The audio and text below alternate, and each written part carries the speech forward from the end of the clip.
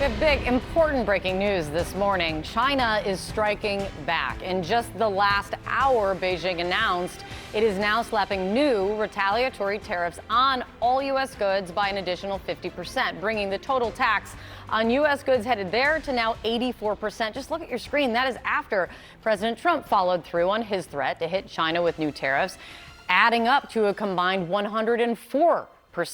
That set in at midnight. So as the two countries now show exactly what a trade war looks like, going punch for punch, here's a live look at how stock futures are looking, and they are down across the board. They were mixed early this morning. Now all the major indices are down. Let's continue to follow this morning. Opening bell next hour. Investors bracing for another roller coaster ride today. Absolutely. I mean, say what you want about reciprocal tariffs that are taking place across the world right now. The canary in the coal mine, Kate, is China, not just because of the 104%. Obviously, that is a huge amount, but it's also the fact that American businesses have had such little time to prepare. This is moving very, very quickly. Yes. You think about the retaliatory tariffs, 104% in terms of what Trump is slapping China with, 84% in terms of what's happening vice versa.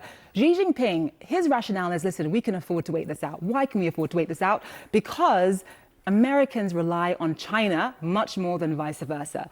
It is the American consumers that are going to suffer because America imports essentially 3 to 4 times the amounts of goods from China compared to vice versa. Hi guys, welcome to the channel. I'm John Sebring and I go over news stories for the day. So, this is exactly what I thought would happen. I thought China might actually retaliate more than 84%. So, I guess that is a positive, that it's only 84%.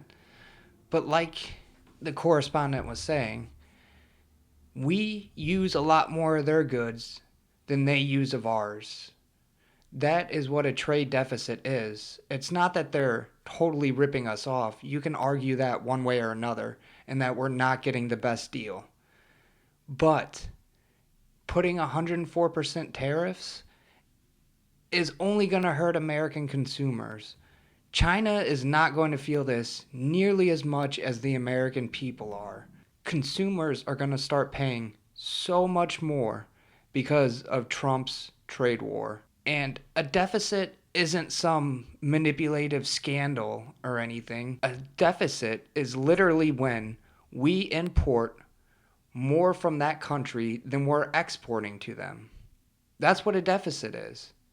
A lot of people don't seem to have that understanding, and they think, oh, we're totally getting ripped off. Now, we do need to negotiate on things, for sure. China has taken advantage of us for a long time now because we use so much of their goods. So why would we do this now with our biggest trading partner? This doesn't make any sense to do this because the only casualties in this are people making under $150,000 a year.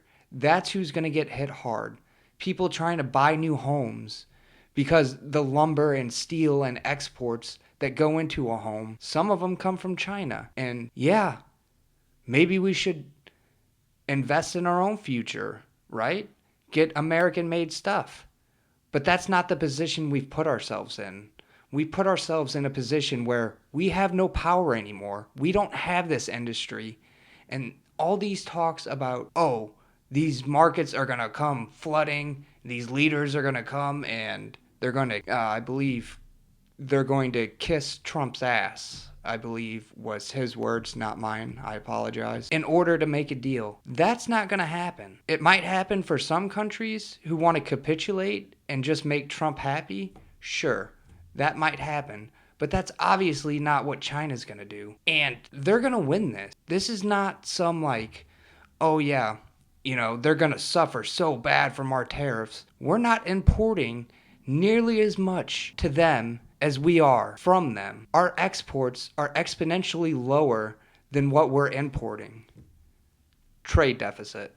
And right now, we have put ourselves in a position of just weakness. I must not understand business that well because when you're negotiating, usually you want to stand on the higher platform and use your leverage.